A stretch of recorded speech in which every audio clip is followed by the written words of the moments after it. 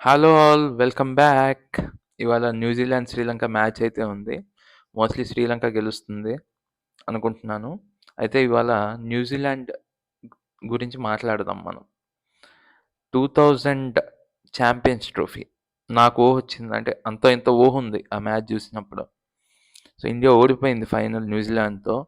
కానీ ఓడిపోయిందనే బాధ కంటే ఆ జర్నీ ఒక్కసారి గుర్తు చేసుకుంటే ఎంత బాగుంటుందో ఇండియా జర్నీ ఆ ఛాంపియన్స్ ట్రోఫీలో.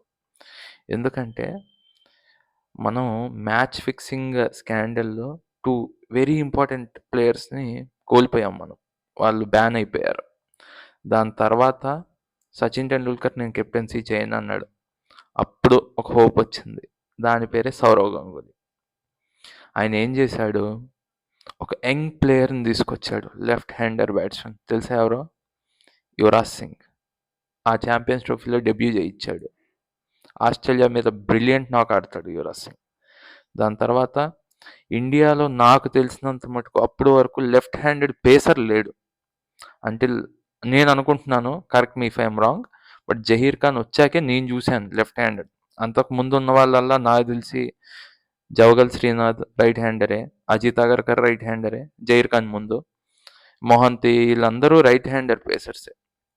అప్పుడు వచ్చాడు జహీర్ ఖాన్. సో ఇలా యంగ్ టాలెంట్ని తెచ్చాడు.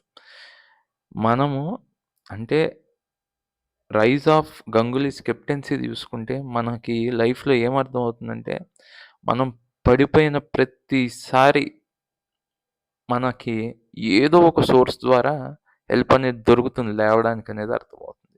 అంటే ఇండియన్ క్రికెట్ టీం పడిపోయి ఉన్నప్పుడు గంగూలీ ఒక హోప్లా వచ్చాడు, నిలబెట్టాడు. ఆ ఛాంపియన్స్ ట్రోఫీలో మనం ఫైనల్ వరకు వెళ్ళాం, పెద్ద పెద్ద టీమ్స్ని కొట్టాం. సౌత్ ఆఫ్రికాని కొట్టాం, అది ఆఫ్రికన్ పిచెస్ మీద కెన్యాలో. ఆస్ట్రేలియాని కొట్టాం, ఫైనల్ ఓడిపోయాం న్యూజిలాండ్తో. మన కాన్సెప్ట్ ఇప్పుడు న్యూజిలాండ్ గురించి మాట్లాడుకుంటున్నాం కదా, న్యూజిలాండ్తో ఓడిపోయాం.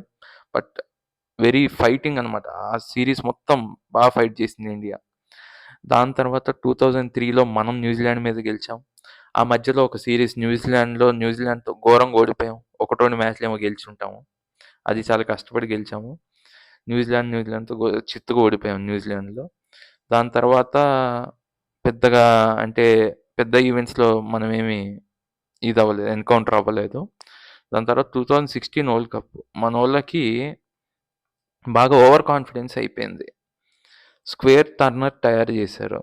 దానివల్ల ఏమైంది, మన ఇండియన్ క్యూరేటర్ అనుకుంది ఏంటంటే, ఇండియన్ స్పిన్నర్స్ తిప్పితేనే బాల్ తిరుగుతుంది, న్యూజిలాండ్ స్పిన్నర్స్ తిప్పితే ఆ పిచ్ మీద తిరగదు అనుకున్నాడేమో.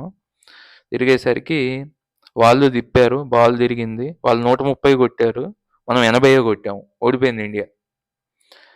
సరే అట్లా అట్లా సెమీఫైనల్ వరకు అయితే వెళ్ళాము ఆ వరల్డ్ కప్. దాని తర్వాత 2019 చాలా మందికి తెలుసు ఉంటుంది.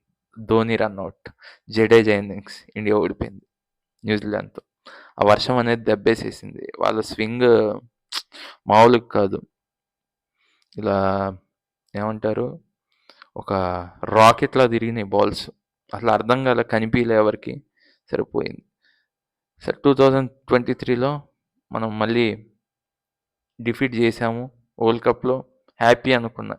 ఈ లోపల చూడాల మొన్న టెస్ట్ సిరీస్, అసలు మన ఫోర్ట్రస్ని వాళ్ళు కాంకర్ చేయడం అనేది most disappointing part.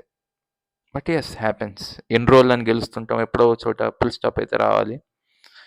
Full stop అన్నా. అదనమాట న్యూజిలాండ్ గురించి. Thank you, bye. Subscribe my channel for more videos.